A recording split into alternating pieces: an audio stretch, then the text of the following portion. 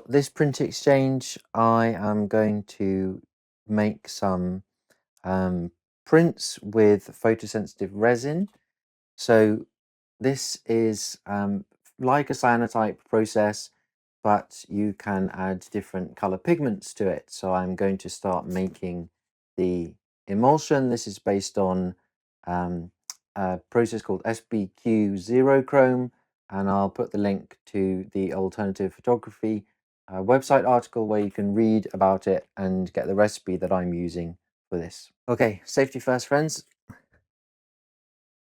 The powders in this are very fine, and I'm dealing with acid,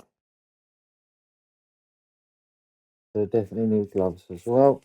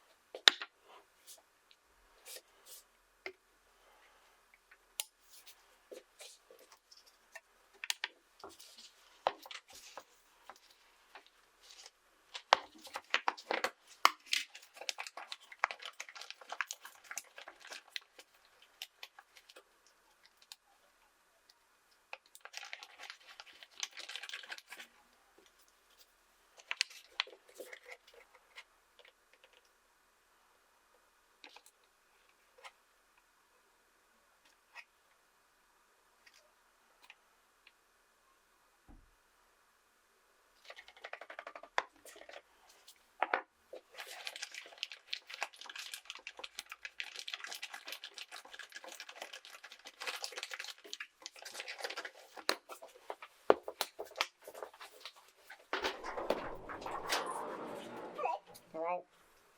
How's it going? Fine. Just mixing up your solutions. Okay. Door unlocked? No. Okay.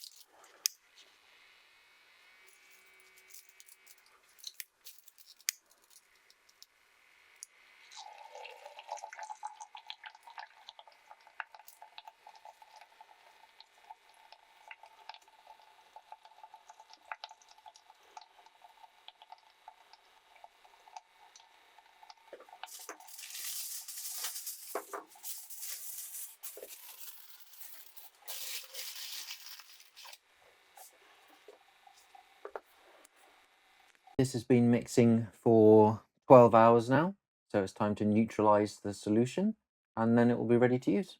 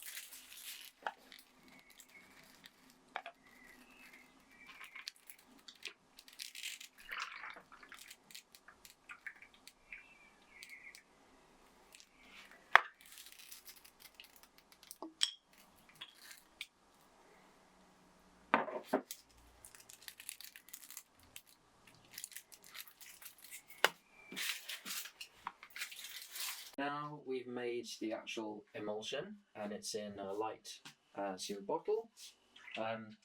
We want to test that before adding any additives like glycerine or alcohol or other dispersants and pigment. Okay, so I'm going to take a pigment that I know works, which is probably going to be this one, Heliogen green. Okay, so this is Kremer pigment PG7 phthalocyanin green, and I know that works, and I'm probably going to just take a fern because it's really easy to see the pattern and try and reproduce one of the earlier tests. I can't find a green one, so I have a black one. Okay, so a test that the emulsion is working with a pigment that I know works. I'm going to recreate the green test from the last time I made a batch of PVA SBQ. So I'm going to put 2 mils of my photosensitive resin in, and then 0.05 mils of this Heliogen green pigment. Okay, and then I've got some test paper. This is Burger Cot paper, a foam brush to apply it, and then the fern to expose it later. I'm going to put all of my PVE on because this is a very fine pigment. First off, PVA SBQ. So if I put some in here, I've turned the camera light off, so the video light that I was using, because I need this to be a dim room. So no sunlight, no lights that will potentially emit UV. My garage light seems to be fine. So we're going to start with 2 mils, 2 grams of the resin.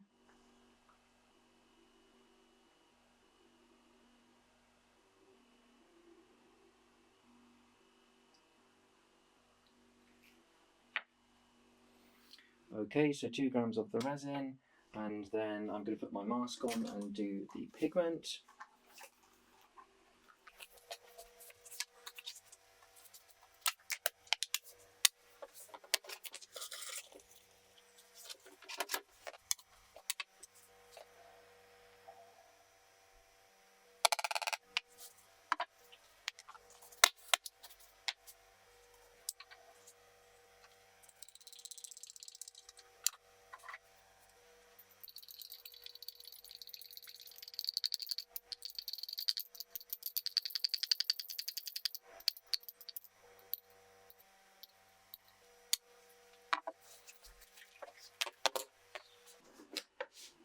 So although I'm using this pigment to test with, it actually doesn't mix very well with the water based, because the resin is mostly water, so it doesn't mix very well.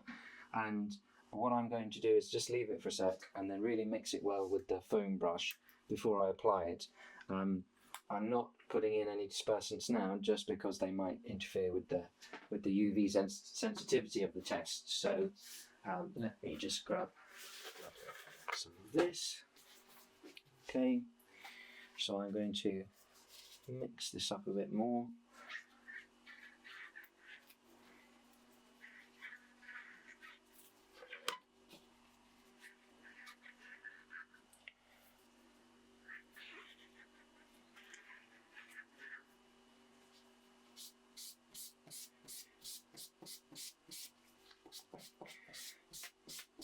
So you can see it's a bit chalky because of the pigment I've chosen, but I know that this one works. Okay, so that will probably do. I'm going to blast it with a hairdryer.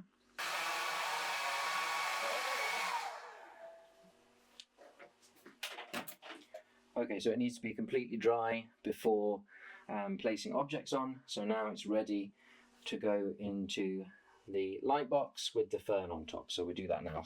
I have my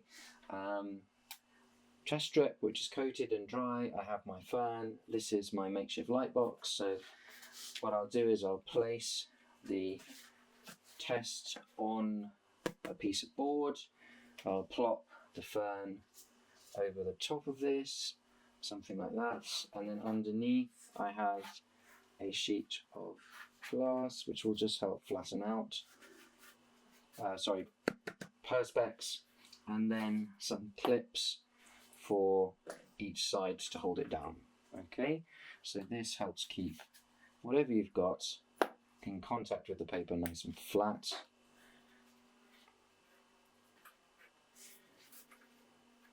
Okay, so now it's in the frame, and I'm just going to pop that under there and expose that for a minute.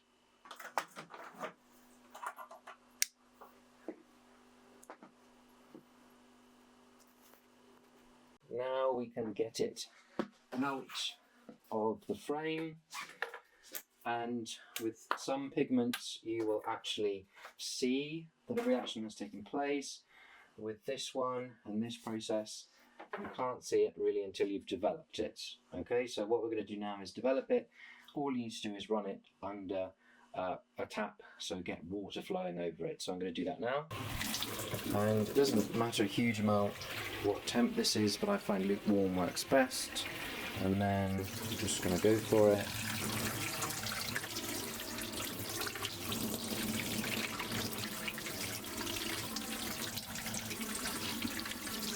So you can start to see the fern leaves appearing.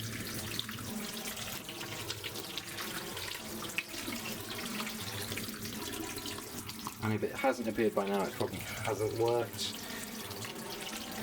And then that image will continue to appear as I rinse this for about the next minute or so. Okay, so I can tell it's sensitive. It's not lifting very well at the moment, and that's probably partially because of how I mixed it, and the paper as well. This is not very good quality paper. I put a larger piece in with a version of that green recipe, and you can see the sort of white edge of the paper, how it's really glowing under UV, and then next to it there's a clear layer of the PVA emulsion, and then next to that that's the top layer which has got the pigment on it. So there's a clear layer underneath to help the pigment clean away where no UV light has been absorbed by the emulsion. So I've made the final prints and let them dry. So here they are. And you can really see what a difference good paper makes. That's the test print that I did. And then this is the first actual print I've done on proper watercolor paper with a clear coat to help the pigment lift off the paper. This has also got a few extra ingredients in, and I'll put that recipe in the comments in the description below so you can see. So that worked really well. I tried to do it again, but I added an extra clear coat to try and lift off the pigment even more where the fern is, and it didn't. I don't think I exposed it long enough, so I'm going to keep that as a lesson for myself. And then this is a Khadi paper from India, and then this is a Royal Watercolor Society paper, and there's a difference in the background white. So this is more cream, this is more white, but both of them work really well. By the time I made this one, I'd left the mix out for a bit, so it's getting a bit tacky, but you can see brush marks in, and I know some people like that. I think it works quite well in this print, to be honest. You can see the brush marks around the edges as well, which I really like. So those are ready to go. I did some tests of different colors while I was waiting for those to dry. So I've got a nice orange, which worked quite well, and then a sort of mustardy color. So those prints, I'm going to put them with a couple of other small ones from my Canon selfie. So this is from Fun with Fruit. So that's the slice of banana.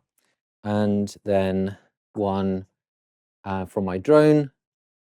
And that was taken in Cornwall, printed quite nicely, if a bit dark. And then a handwritten note with my Reddit username on so that people know who I am for the Reddit print exchange. Okay, so that's it. I'm going to get these all packed up and sent off. If you are interested in this process, I'm going to be making more videos on on the process and what pigments work for it, and trying to make prints of actual pictures, not just botanical prints like this one. So make sure you've liked and subscribed. I've received my first set of prints from the print exchange from Jeff, and this is Jeff's first print exchange apparently, so welcome Jeff. Jeff is a nighttime photographer based in New York. Some of these aren't nighttime pics, but they are absolutely beautiful. Got some small ones here. Architecture, this one is just insane. I have no idea what that is, but it's amazing. And then look at the light coming out of that building.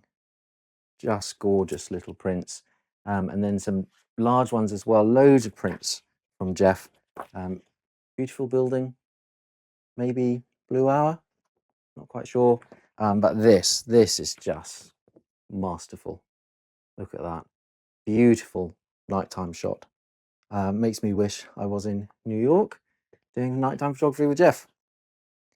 So there you go. Beautiful, beautiful prints.